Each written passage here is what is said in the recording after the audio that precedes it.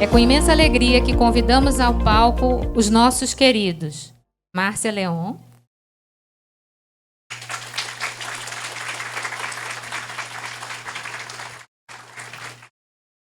Arismar Leon,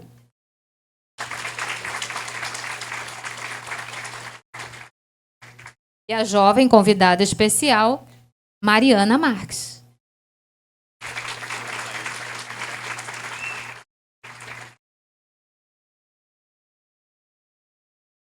Mariana Marques Maciel é acadêmica do último ano do curso de Medicina da Universidade Federal de Santa Catarina. É trabalhadora do Centro Espírita Amor e Humildade do Apóstolo, aqui de Florianópolis, na área da juventude. Mariana também é coordenadora do Departamento Acadêmico da Associação Médico Espírita AAME Santa Catarina. A Mariana está representando a área da Juventude da Fé, que fará a mediação da roda de conversa, especialmente quando o tema for relativo à mediunidade na infância e juventude. Seja muito bem-vinda, Mariana. É uma grande alegria para nós ter você na mediação desta roda de conversa. Convidamos também ao palco a vice-presidente da área da mediunidade e atendimento espiritual da FEC, Juliana Zucchetto, que fará a mediação da roda de conversa juntamente com a Mariana.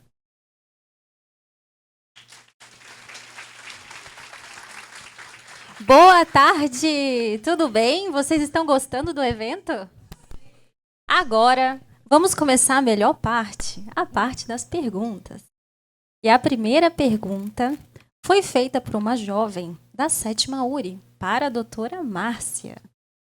A pergunta é: qual a orientação podemos dar aos jovens para que eles consigam equilibrar sua vivência mediúnica e suas atividades diárias, como escola, lazer, família e amigos? Bom, amigos, eu gostaria, antes de responder essa pergunta, falar, Luiz, você agora tem não só uma coordenadora da juventude, mas o elo de ligação com as AMES, que é a nossa querida Mariana. Porque, na realidade, ela conseguiu fazer esse papel da pergunta. Ela conseguiu trabalhar desde a sua evangelização na casa espírita para que ela pudesse, então, exercer a sua atividade mediúnica dia a dia. Então, isso começa, gente, na gestação. Começa pela introdução do pensamento da mãe, do pai e depois dos cuidadores acerca dos princípios ético-morais. Quando ela chegou na evangelização, o trabalho familiar já havia sido feito. E o espírito encontra ressonância com esse trabalho na família, principalmente quando nós temos a assistência do estudo do Evangelho no lar, para que esta criança, agora adolescente, depois jovem, pudesse carrear tudo isso com naturalidade. Então, por isso que a pergunta de Kardec, como nós trouxemos na nossa apresentação, fala exatamente da função dos pais como introdutor do quesito moral, modificando tendências e ressignificando atitudes. Se não tem o pai, não tem a mãe, vai ter o cuidador. Mas para que isso aconteça, é necessário que o espírito da criatura, que está ali sendo educada, ela ressone semelhantemente àquilo que lhe foi aplicado. Portanto, apesar de que o jovem ele vai ter na sua vida várias etapas que têm que ser construídas através da cognição, que são os estudos, a introdução na área dos cursinhos para prestar o vestibular, para poder fazer o vestibular, fazer o seu curso, formar-se. Muitas vezes a casa espírita perde esse jovem porque não encontrou no seu espírito a ressonância que deveria ter sido feita também pela casa espírita. Por isso que o convite que o Luiz fez, que a Juliana faz, para todos nós dirigentes, é que nós possamos valorizar o nosso jovem. Ele pode fazer todas essas atividades, tendo o suporte à casa espírita, tendo a orientação segura do seu dirigente. É claro que a vida do mundo também chama, porque afinal de contas não estamos nos mundos felizes. Nós precisamos educar para também ter a sabedoria do discernimento. Por isso que muitas vezes o jovem, ele se afasta da casa espírita, porque não existe esta validação da fala deste jovem. Ele é muito imaturo, ele não pode ter assistência para participar dos estudos. Vamos dar para ele fazer coisas que não são menos importantes, mas que não desperta no jovem muitas vezes uma atuação. Para ele, foi que ele esperava que fosse validado. Então, a gente, às vezes, lateraliza o jovem. Nas AMEs, na AME Brasil, nós temos a coordenadora do departamento acadêmico participando da reunião da diretoria toda quinta-feira, na hora do almoço. Então, nós já despertamos para que esta introdução do acadêmico da área de saúde, no caso, no acadêmico da área de medicina, pudesse, então, participar destas reuniões para aprender como que a coisa funciona. E na casa espírita. Por isso que o dirigente da casa espírita precisa abrir os seus canais de interesse para o jovem. Ele tem muito a oferecer. O jovem, quando adentra a doutrina espírita e quando ele faz desta doutrina o hábito diário na sua vida, ele tem muita oferta. Então, fica o convite para que este jovem que fez a pergunta encontre ressonância naquilo que ele almeja no trabalho, na casa espírita. Não podemos desperdiçar. O jovem é o elo de ligação com o espiritismo no futuro. Se nós formos priorizar só o adulto e o idoso, todos nós passaremos. Quem vai ficar? O jovem. Então, eu penso que a gente precisa olhar com mais tranquilidade, mas principalmente valorizar este jovem no trabalho. Então, eu vou acrescentar o que a Márcia falou, uma vivência da nossa prática, né? Nós temos 2 filhos, os 2 hoje adultos, jovens, e médicos, né? Espíritas. Bom, primeira coisa, foi feito um trabalho, enquanto a Márcia falava, eu estava tentando lembrar esse trabalho, depois talvez ela me ajude. Onde é que foi publicado? É um trabalho multicêntrico, mundial, vendo 2 grupos distintos de jovens adultos. Um grupo dependente químico, de qualquer substância lícita, chamada lícita ou ilícita, principalmente álcool e as drogas ilícitas, e um outro grupo que não tinha nenhuma dependência química. Entenderam os 2 grupos? Fácil, né? E esse trabalho era um trabalho imenso, mundialmente realizado. Né? Depois eu vejo com detalhe e passo para a organização. O fato é que nós temos recursos estatísticos, quando a gente vai mensurar variáveis dentro de grupos controle e fora do grupo controle, nós temos condições de ver o que determinou aquele comportamento da dependência química. Bom, viram que não era status, a condição social, porque nós tínhamos pessoas pobres, medianas e ricas, mundo lá fora. Não era um fator cultural, porque era no mundo todo. Não estava relacionado também com nenhuma condição, vamos dizer assim, profissional, de todas as profissões. Porém, um fator se destacou no grupo em que não apresentava, lá no passado, não apresentava no passado dependência química agora. Sabe o que era?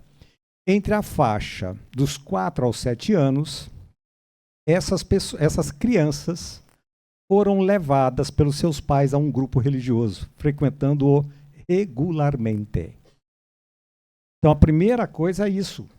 A religiosidade, ela deve começar cedo e imposta à criança.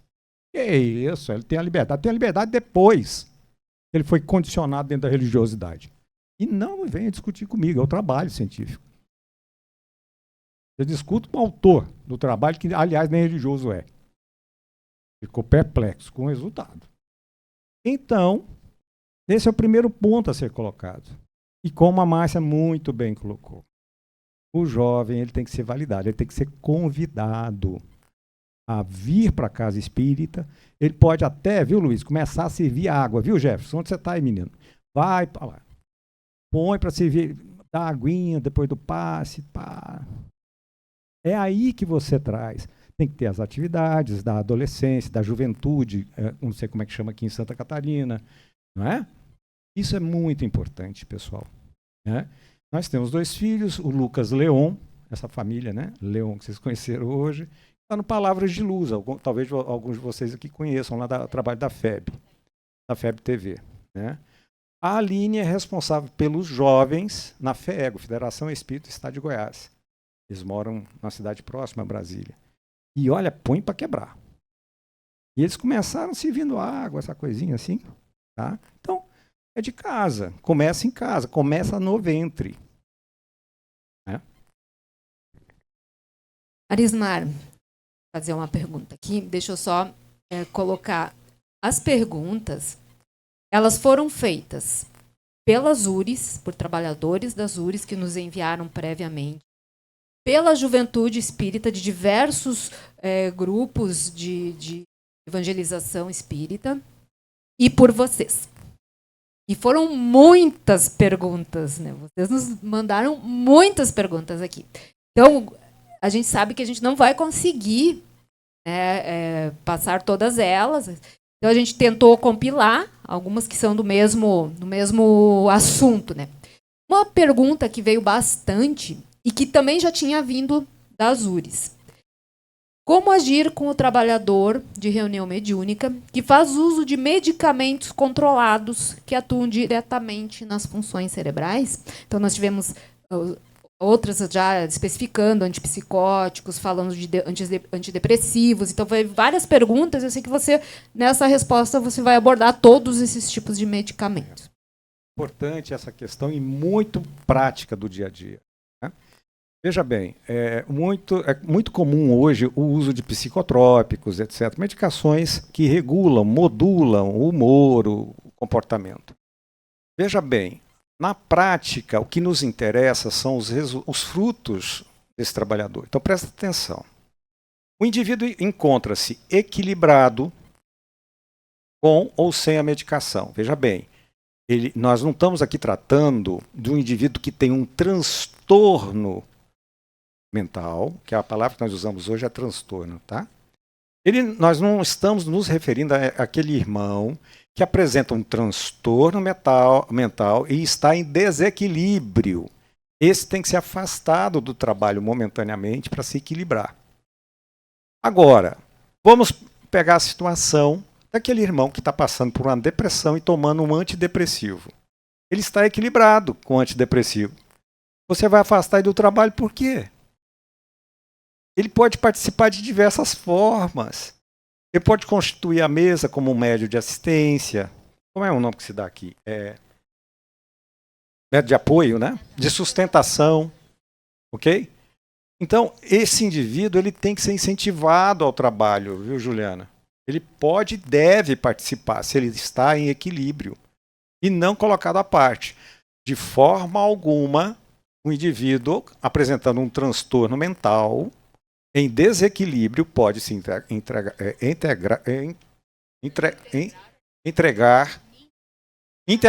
o trabalho. Eu parece que reencarnei a primeira vez aqui. Eu devo ser ET, porque eu embaralho com essa língua, que é uma coisa. O Luiz está almoçando e a Márcia fica traduzindo para mim as coisas que eu quero falar. Ele é dislexo? Não, ele é ET. Ai, Jesus. E então, Esse indivíduo ele não pode ser colocado à parte. Esse indivíduo, no caso da pergunta, quem fez, que é muito interessante. Agora, está em desequilíbrio, opa, esse tem que ser colocado à parte. Tem que se equilibrar em primeiro lugar. São coisas distintas. Tá bom? Uma coisa que eu gostaria de complementar, gente, que é muito comum nas casas espíritas, a criatura que está passando por um transtorno emocional, que está passando por dificuldades psíquicas, a primeira coisa que ela faz é procurar o atendimento fraterno em outra cidade. Não é verdade? Porque a cabeça dela pensa assim, meu Deus, eu já estou aqui na casa espírita, e o pessoal fica sabendo do que está acontecendo comigo, nunca mais me chama para trabalhar. Mas se a casa espírita é a família daquela criatura, qual seria o motivo, então, da gente estigmatizá-la? Isso é falta de caridade. Então, a gente precisa atuar como uma família. Ela não precisa viajar 300 quilômetros para fazer um atendimento fraterno com quem nunca viu. É na casa espírita que ela busca o reino. E isso é importante, amigos, porque o paciente que tem um transtorno, ou às vezes antes de chegar num transtorno, está apenas entristecido, não está deprimido, ele tem que buscar o recurso na casa dele. A gente não fala para os filhos da gente, olha, eu falava para meus filhos assim, se vocês me enganarem, vai ser meia vez. Nunca mais eu acredito.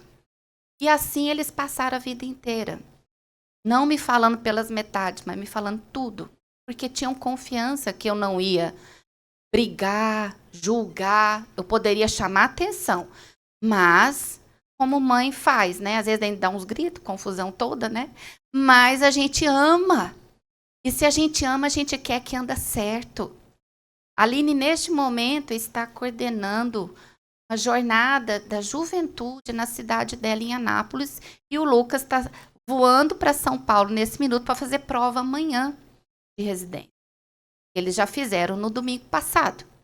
Então, a gente vê que, na realidade, essa questão é uma questão tão importante, porque eles têm a confiança de buscar na gente algo que traz para eles dificuldades. Assim é o trabalhador da casa espírita. Ele precisa confiar na casa. E aí os dirigentes têm uma função primordial, que é estabelecer a mão estendida. Projeto Mãos Estendidas ao Trabalhador. Né? Isso é importante. Precisamos cuidar do nosso trabalhador. E não fazer com que ele viaje quilômetros para fazer um atendimento fraterno em outro local. Qual o problema de estar usando medicação? É tabu, a gente tem tabu com relação. Né? Então, fica o convite. Perfeito, perfeito. E agora, vamos fazer uma pergunta da 9ª e da 14ª URI. Boa tarde. A próxima pergunta é para o Jacobson. Foi elaborada pelos jovens da 4ª União Regional Espírita aqui em Santa Catarina. Jacobson, como a arte pode contribuir no equilíbrio da mediunidade na juventude?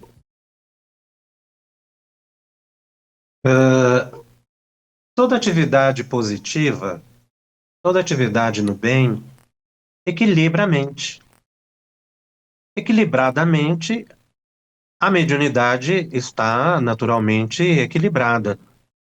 Então, o jovem, eu ouvi agora há pouco a resposta dos nossos amigos, a quem cumprimento mais uma vez, dando o meu abraço fraterno para a Márcia e para a Elismar, quando eles falavam da juventude na casa espírita.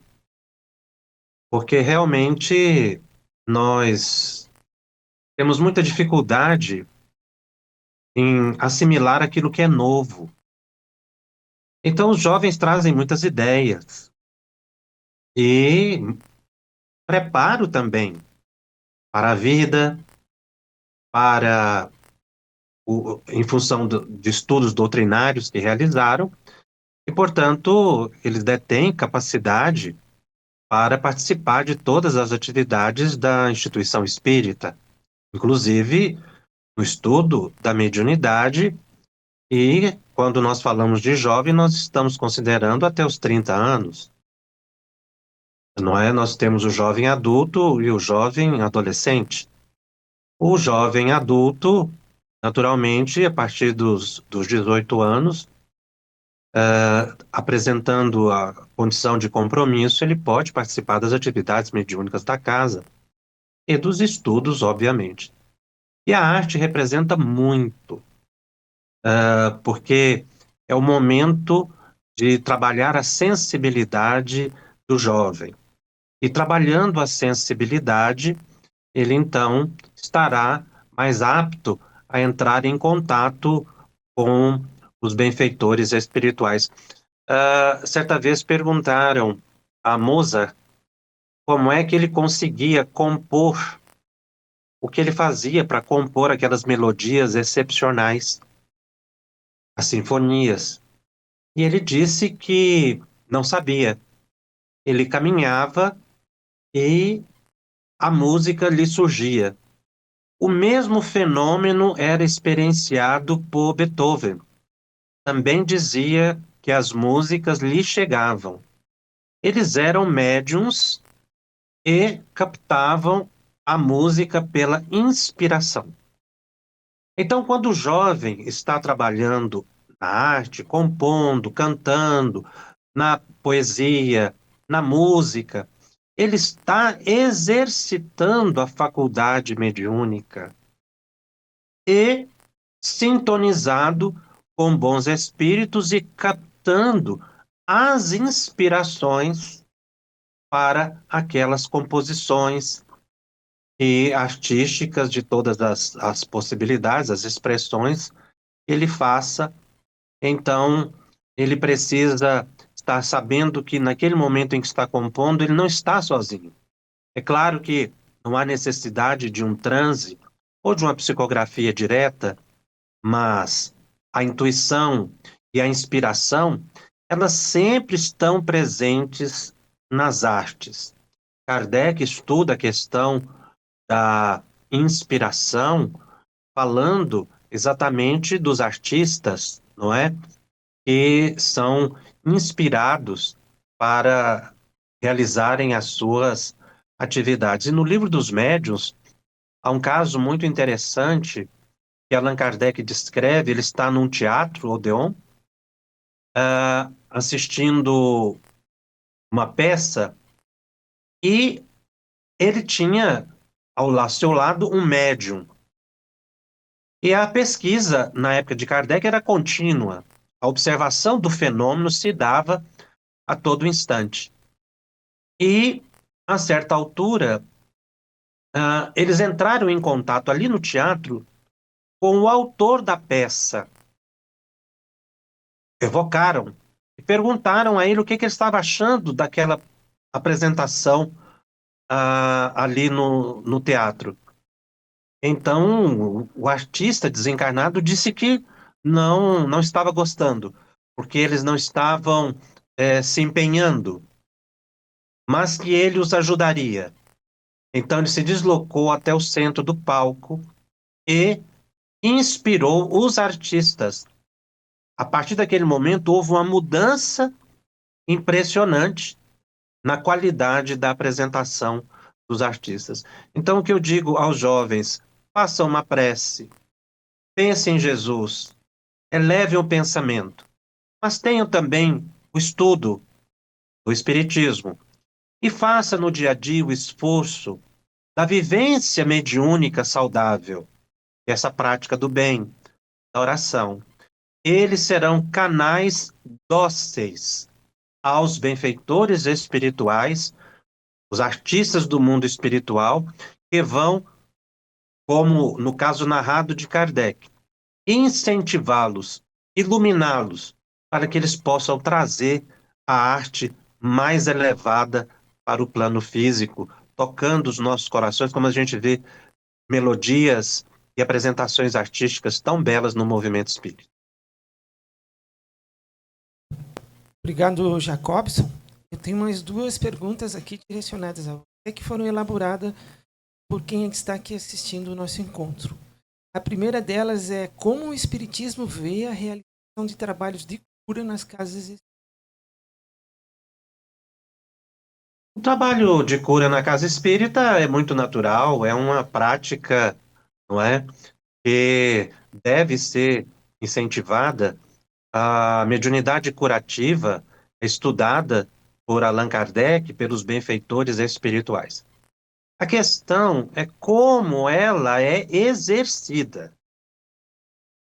Então, o modo de realização da mediunidade curativa, ou desse exercício, se dá pelo passe, porque era assim que Kardec orientava, e os benfeitores espirituais também o fazem.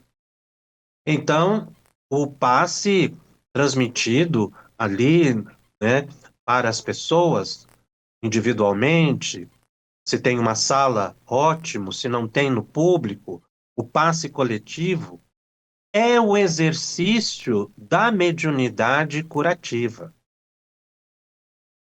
E um médium que percebe em si que tem um potencial maior de doação de ectoplasma para essa prática, que realmente alguns médiums têm uma possibilidade de doação fluídica, né, do ectoplasma mais intensa. É aí que entra aquela ideia de que ele deve atender sozinho às pessoas.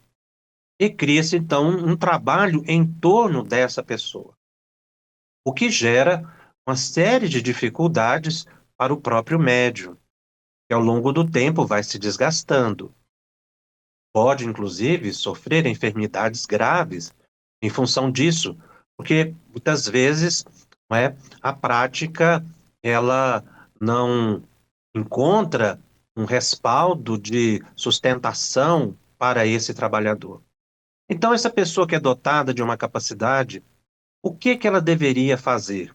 Ingressar-se no grupo de passe da casa e transmitir o passe normalmente, porque o importante é o resultado que as pessoas possam ter a partir dessa aplicação do passe.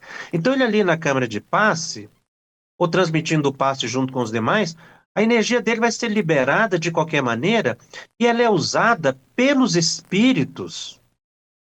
Porque quem, na verdade, transmite o passe são os espíritos. Eles é que curam. Nós doamos um fluido, o ectoplasma, que vai se misturar com o fluido deles e fluidos da natureza que eles manipulam. Então, eles retiram do médium o fluido necessário. Nós temos que ter essa fé nos espíritos e não nos médiuns. Os médiuns têm que entender que são colaboradores dos espíritos. Ele é médium. Então, ele é intermediário também na atividade curativa. Então, ele pode estar ali ao lado dos demais, aplicando o passe, e a sua energia sendo liberada e os espíritos utilizando para auxiliar inúmeras pessoas. Obviamente, vão ser curadas na medida do merecimento de cada um. Isso deve ser levado em conta. O resultado depende do indivíduo, não é dos espíritos, que às vezes não podem fazer uma intervenção maior em função das provas e de expiações da pessoa. Então, nós precisamos ver na mediunidade curativa algo muito natural. E aquelas pessoas que detêm um potencial mais destacado, que exercitem a própria humildade, a própria paciência, e vá trabalhar anonimamente em serviço de caridade. Isso nós estamos dizendo não é teorização. Nós temos observado esses trabalhos, não é, que são realizados. E estamos na mediunidade há mais de 40 anos.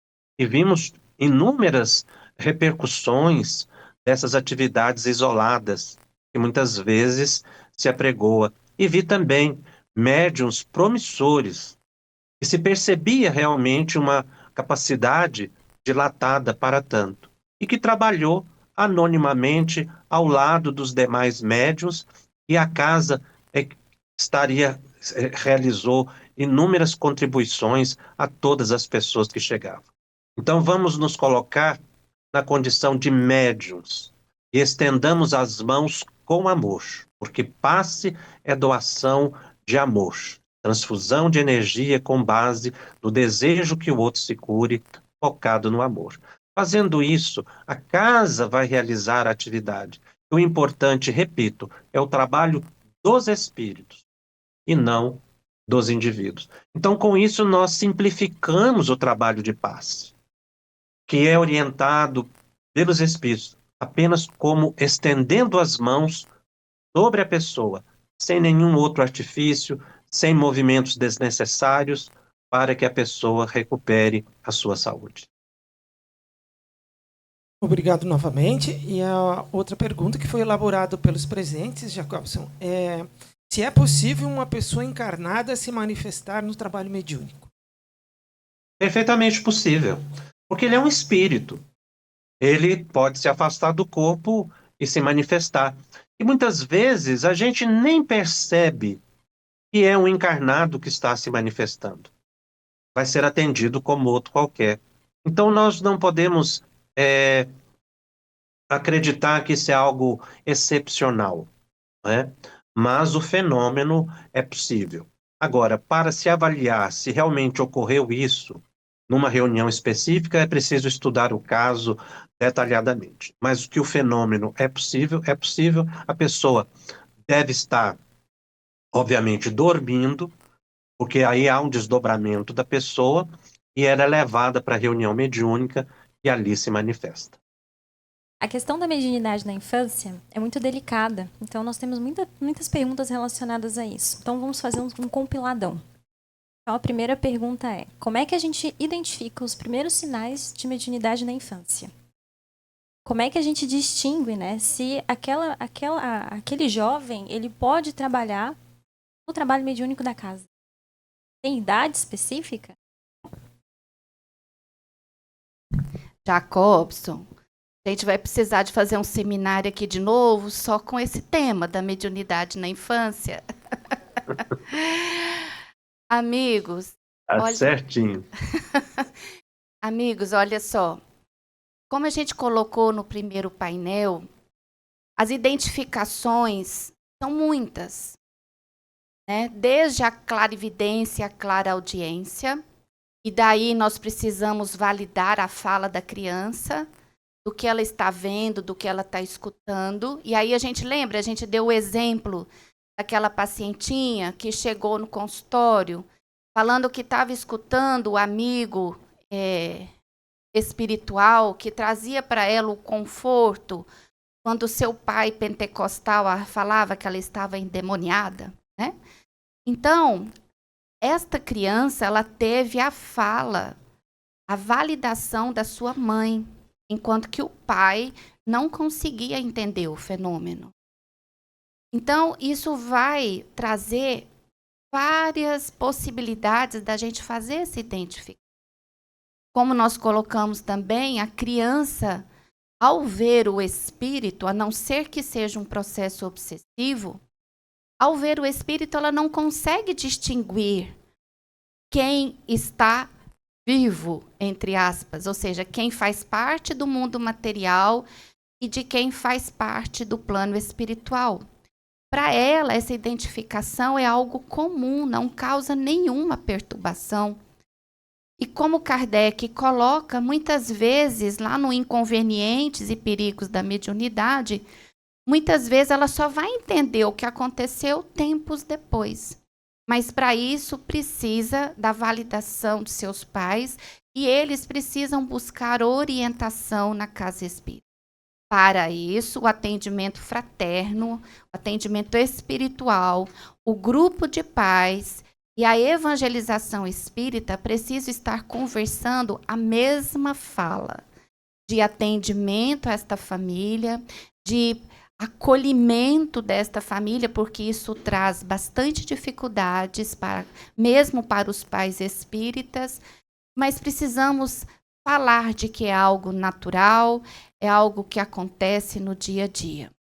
Com relação ao trabalho na mediunidade, Jacobson já colocou para a gente. Após os 18 anos, teoricamente, E na prática, a casa espírita só pode admitir a este jovem a partir da sua maioridade. Por quê? Porque como que a casa espírita vai trabalhar esta criança ou esse adolescente menor de idade na sua acepção da palavra, ou seja, colocar a mediunidade em prática? Isso é complexo. Daí, viu, Jacobson, não sei se ele está nos escutando, nós colocamos aquele slide com a fala do livro, A Psicofonia na Obra de André Luiz, em que o próprio Jacobson fala que nós precisamos também trabalhar esta mediunidade de uma outra forma, né? Dentro da evangelização, dentro do grupo de jovens, né? Para que a gente possa realmente acolher a mediunidade desse jovem, né? Lembrando que a Organização Mundial de Saúde faz uma diferença nas faixas etárias. É criança até os 12 anos, dos 12 anos aos 17 anos e 11 meses é adolescente, dos 18 anos aos 22 é o adulto jovem, e dos 22 até os 60 é adulto. Então, sistematicamente, a gente precisa entender todo esse processo, porque nós temos a validação da faixa etária. Então, a gente precisa realmente trabalhar essas questões. Bom, Jacobson, um grande abraço, meu irmão. Saudades e uma recuperação franca e rápida para ti. Tá? Precisando da homeopatia, você sabe muito bem que ela pode ser útil. Depois eu conto essa história do Jacobson e a homeopatia, né, Jacobson? Posso contar depois, não é? Posso? Bom, eu só queria complementar, embora não seja, vamos dizer assim, a minha área de atuação no dia a dia, mas lembrando que essa mediunidade na infância ela pode ser adoecida, né, como está sendo colocado, né? E aí a gente, obsessiva no caso, né? E aí nós temos que estar atento, sim, a algo assim, tá? Mudanças abruptas do comportamento da criança e desse jovem, né? Mudanças no humor, uma depressão, uma irritabilidade. Olhem também, foquem muito na monoideia, principalmente aquelas monoideias adoecidas, vinculadas à disposição suicida, ao sexo em si. Tá? Isso também seria importante, essa observação, né? Então, a criança também e o jovem pode ter adoecimento do corpo físico sem nenhuma causa aparente, por mais que nós, na área médica, investiguemos essas possibilidades e não se acha nada. Algo muito reentrante, aquela coisa que volta e vai. Porque nós vamos ver lá nos casos, inclusive, como vocês sabem, de subjugação, que esses transtornos podem ocorrer na esfera física também e de forma insidiosa, principalmente quando associados a essas alterações do humor e do comportamento, tá bom? Frases, né? Ficar atento ao que a criança e o jovem fala, porque muitas vezes a gente está no mesmo lar, mas não estamos conectados afetivamente, mas pelo WhatsApp, não é? Filho, vem almoçar pelo WhatsApp. Pode um negócio desse? Então, precisamos ter pontes afetivas, atentos, alertas, para esses outros sinais também. Se o Jacobson quiser complementar, fique à vontade, meu querido amigo. Primeiro eu agradeço a receita, viu? Eu não vou dispensar, não. Dorismar. Apenas, além das observações que já foram feitas, todas muito apropriadas, dada a experiência dos nossos irmãos, é só lembrar que toda criança nasce médium. Nós temos que levar isso em consideração no processo educacional. Não esperar que a criança adoeça ou tenha essa ou aquela manifestação para eu identificar a mediunidade ostensiva. As mediunidades latentes, todas têm. Então, o lar precisa se estruturar considerando que ali estão médiuns. Então, harmonia no lar, evitar discussões, o amor, a atenção, a leitura do evangelho, o passe, a água fluidificada, a evangelização infantil. Começar isso desde cedo, não é? Para que a criança se desenvolva em harmonia. E quando chegar à idade apropriada, individual, a mediunidade vai se tornar evidente. Se for isso na infância, como a Márcia colocou, vai ser tão natural que ela não vai ter nenhum problema, né, em falar de um sonho que teve, de uma premonição que teve, de uma vidência, porque ela já cresce num ambiente favorável ao diálogo. Mas às vezes o lar fica desatento a isso. Então, geram as dificuldades e aí, como a Arismar mencionou, aí a mediunidade já adoece, se torna mais complicado. Então, o desejável é que nos processos educacionais a gente veja que a criança reencarna nessa condição. E os espíritos, desde a época de Kardec, já mencionam. O que identifica isso, segundo eles, é a presença do anjo de guarda. E desde o berço, eles dizem assim, quando a criança sorri, muitas vezes ali no berço, para o nada, está vendo o seu anjo de guarda, está vendo um amigo espiritual, e ela não identifica como um desencarnado. E assim vai crescendo, não é? Então, nós temos que colocar na mente esta questão da mediunidade de forma mais natural. Participarmos de um seminário como esse, depois, nós não podemos dizer mais eu não sou médium. Nós temos que tirar isso do nosso vocabulário.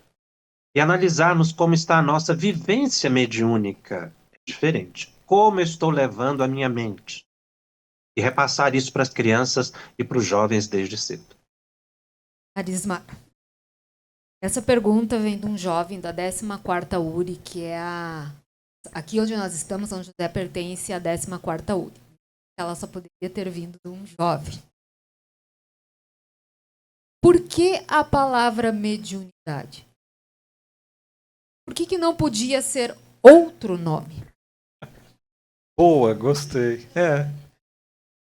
Bom, eu vou pedir a permissão a essa jovem ou esse jovem para fazermos uma leitura histórica, né? Nós temos que voltar no século XIX e entendermos o que se passava ali. Muito bem, em 1857, em abril de 1857, ocorre uma das grandes epífanes, assim, aquela coisa grandiosa. Como é que se dá o nome a isso, gente? Uma coisa grande, apoteótica, obrigado. Ela é minha tradutora aqui na Terra. Apoteótica, né? Que foi a expansão do mundo natural pela obra O Livro dos Espíritos. Aquela primeira edição, com 504, se eu não me engano, questões, 505, 504 questões, elas expandiram de uma forma muito intensa e significativamente o mundo natural. Expandiu. A partir dali, nós, através desse livro, nós vimos que a realidade é muito maior do que aquela que nós imaginávamos até então. Não é? Existia um mundo material, não diretamente palpável, visível, mas que estava imbricado aqui conosco. Aliás, aqui eu faço um parênteses. Nós espíritas esquecemos que nós temos dupla vida, que é uma só, mas é dupla. Durante o desdobramento à noite. Todos nós aqui saímos do corpo à noite e vamos ter nossas vivências. Daí, eu aprendi isso muito cedo nas palestras, nos encontros, porque dá a impressão que nós conversamos antes com o Jacob. Vocês não tiveram essa impressão dele fazendo a fala dele com aquilo que a Márcia colocou, com aquilo que eu falei? Falou, não, mas muita coisa que ele colocou está exatamente como eles já falaram. É porque a gente reúne no plano espiritual, tá? E faz, olha, nós vamos lá para Santa Catarina, vamos conversar aqui, o que nós vamos falar, o que nós vamos abordar. É óbvio que isso acontece. A gente vê isso frequentemente, o Jacob está acostumado com isso também. Bom, voltando à temática, então, esse mundo expandido, Kardec, ele, na primeira obra, que é o Livro dos Espíritos, que mostra esse mundo expandido, ali está toda a ontologia do espiritismo. O que é ontologia? O que constitui esse mundo expandido. Então, o ser humano aqui encarnado, Deus, o espírito, não é? A constituição desse mundo, o mundo espiritual, a sua interação com o mundo físico, a interação das criaturas que estão lá, que somos nós amanhã, com as criaturas que ainda estão aqui, de passagem. Então, todo esse processo trouxe uma novidade espantosa para todos nós. E como é que isso chegou até Kardec? Por meio de um experimento que ele foi estudar. Que é um experimento que tinha pessoas com a capacidade, a sensibilidade de interligar estes dois mundos. O mundo corporal e o mundo dessa realidade expandida, que ele deu o nome de mundo espiritual. Para coisas novas, como ele diz no prefácio do Livro dos Espíritos, nomes novos. Ele teve que criar nomes. Se nós quiséssemos reunir hoje e criar um nome para esse processo, nós poderíamos e estaríamos abertos para isso. Só que já foi criado, e o nome é muito interessante. Por quê? Porque nós falamos que a doutrina espírita ela se apoia numa tríade. Qual que é? Filosofia, ciência e religião. Nessa ordem que a gente coloca geralmente, não é? Bom, nós somos aqui almas muito acostumadas à religião. Nós somos almas milenares e já vivenciamos a religião várias vezes, outras religiões. Mas a ciência é uma novidade para nós, percebem? É recente, é de alguns séculos para cá. O que é a ciência espírita?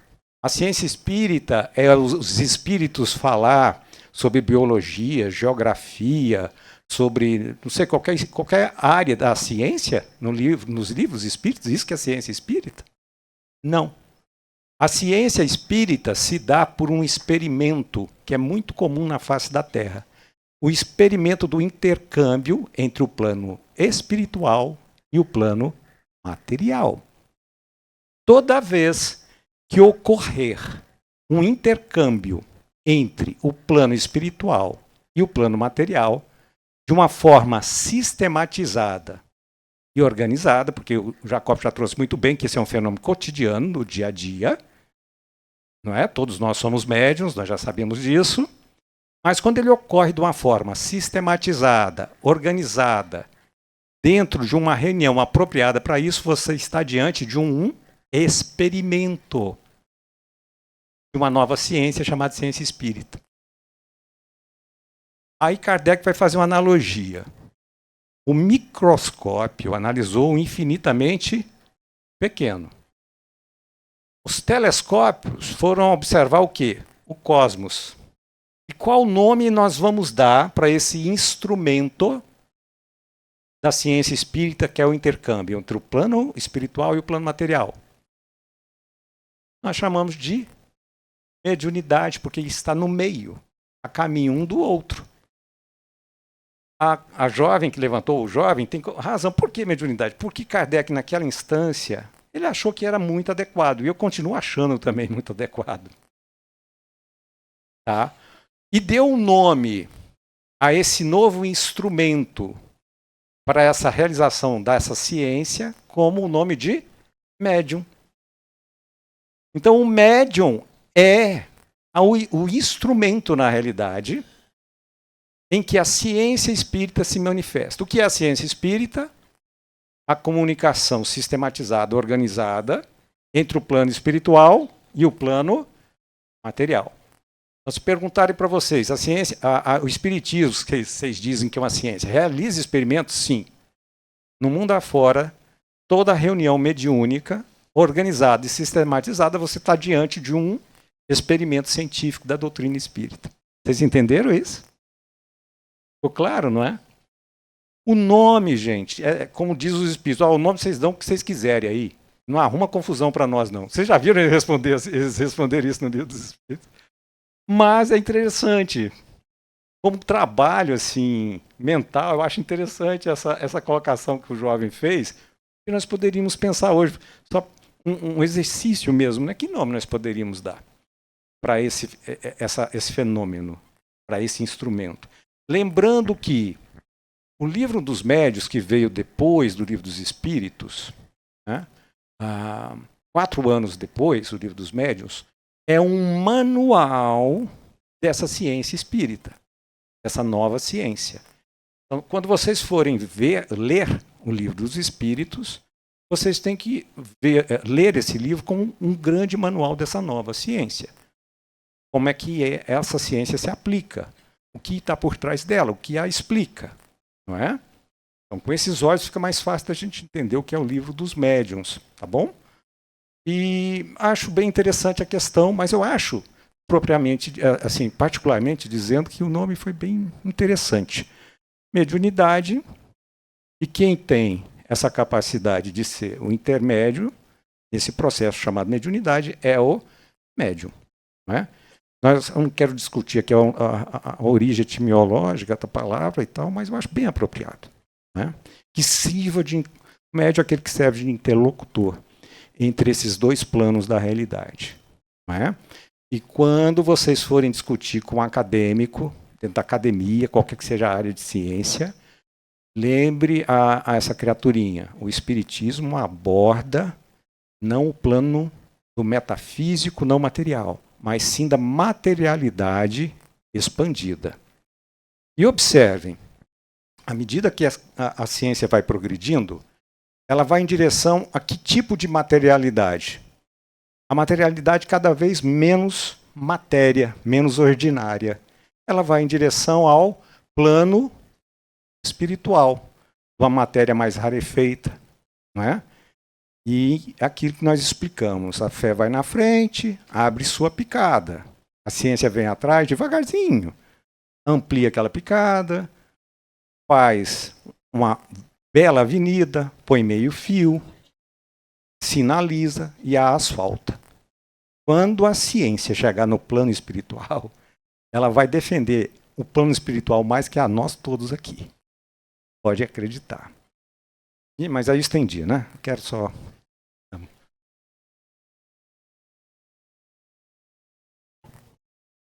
Agora uma pergunta para a doutora Márcia.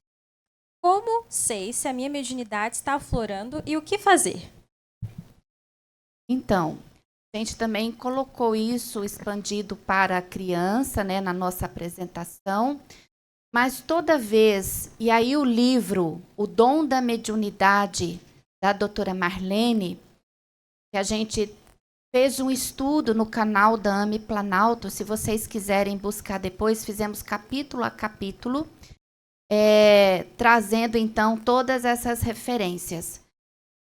Quando a gente tem, muitas vezes, palpitações, sensação de percepção, como a Arismar trouxe para a gente na fala dele da manhã, de perceber algo diferente, aquela sensação, muitas vezes, de estar vendo, escutando, dialogando, muitas vezes, no caso da criança, a gente percebe que algo diferente está acontecendo na vida de relação.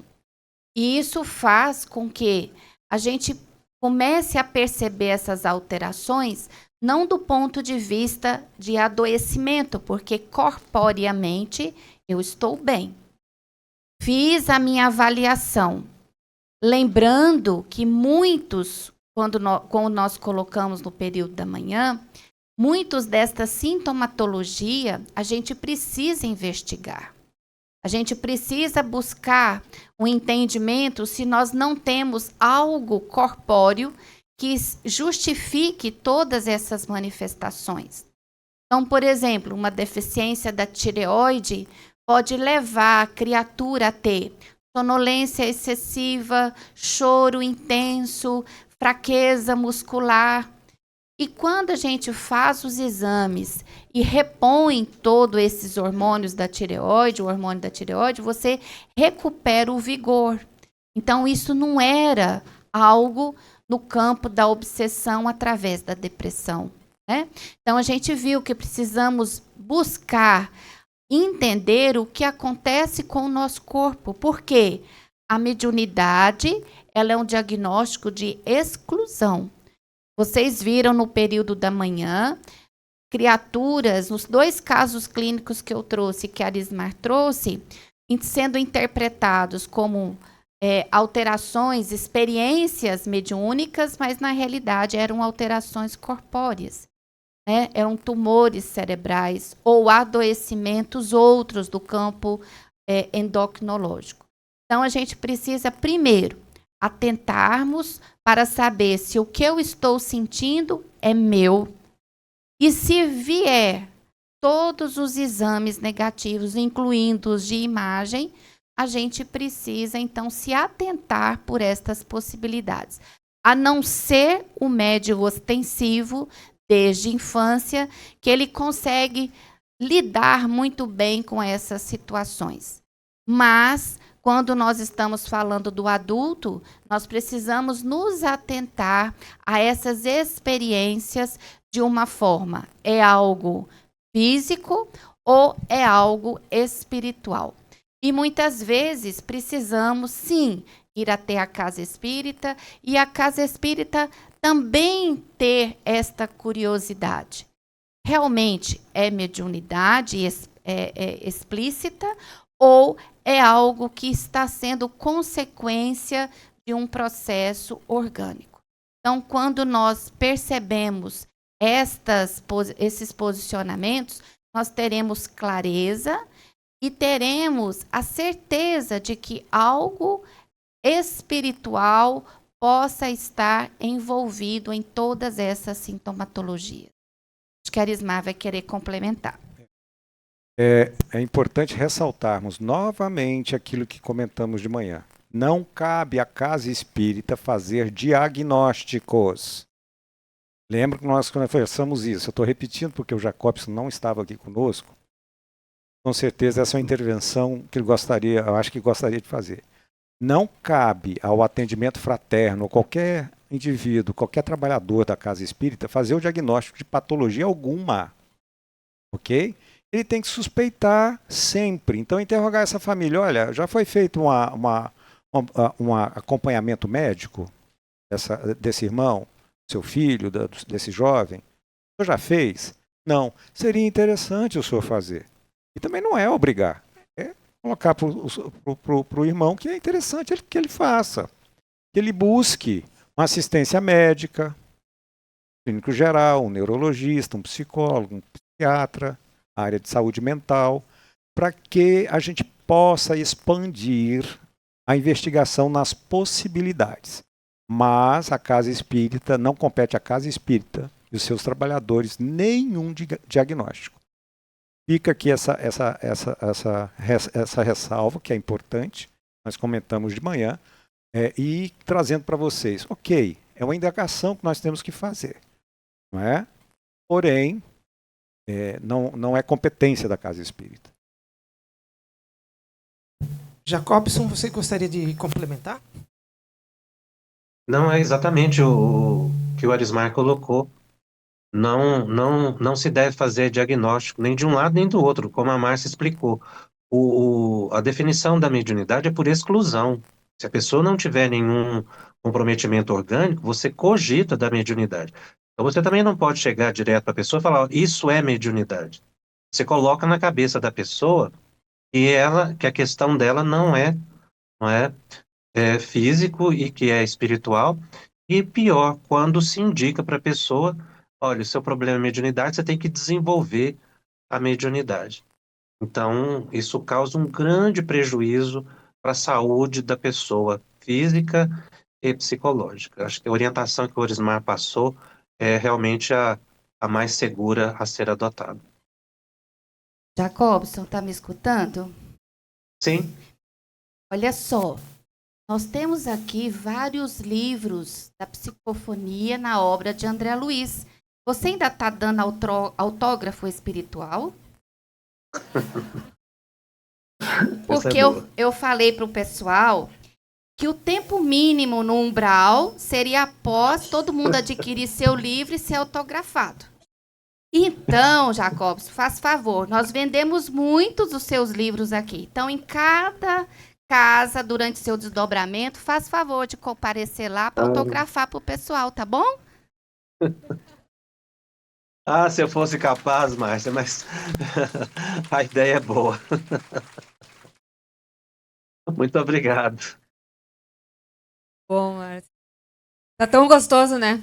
Esse bate-papo, só que o tempo, né? O relógio obsessor, como o Willo fala sempre, né? Que o relógio obsessor da gente. Infelizmente, nós precisamos encerrar. Nós estamos muito gratos. A Lismar, a Márcia, a Mariana, querida, que te ver em muitos trabalhos aqui conosco. O Jacobson, deixa eu ver se ele tá ali ainda. Fazer assim para o Jacobson me enxergar. Te agradecer mais uma vez, Jacobson, que você não esteve aqui presencialmente, mas essa tua participação online, ela foi maravilhosa.